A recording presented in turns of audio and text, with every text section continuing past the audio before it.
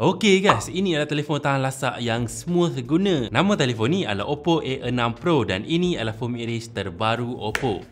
So, apa yang bestnya telefon ni? Pertama, kalis air kau-kau. Telefon ni support IP66, 68 dan 9. So, kalau kena hujan lebat ataupun kita nak rendam telefon dalam air pun masih lagi elok guys. Yang kedua, kalis sentak. Bodi telefon ni memang kuat dan tahan lasak sebab dia gunakan crystal shield glass dan juga high strength aluminium alloy. Dan juga dia ada banyak cushioning material yang jaga komponen dalaman telefon ni. Dan telefon ni hampir tiada kamera bump. So, jatuh sikit-sikit memang tak rosak lah guys. Yang ketiga, dia punya bateri. Besar gila 6500 mAh, boleh tahan 2 hari penggunaan dan fast charging dia laju gila 80 watt per volt, charge penuh 50 minit je guys. Perfect untuk abang-abang rider ataupun student yang tak ada masa. Yang keempat, smooth guna. Telefon ni gunakan screen AMOLED 120Hz yang super smooth dan lagi satu yang smooth adalah waktu bergaming ataupun waktu guna tempat panas sebab phone ni kekal sejuk dengan vapor chamber cooling system dan juga signal pun steady je sepanjang masa dengan ciri AI Link Boost 3.0.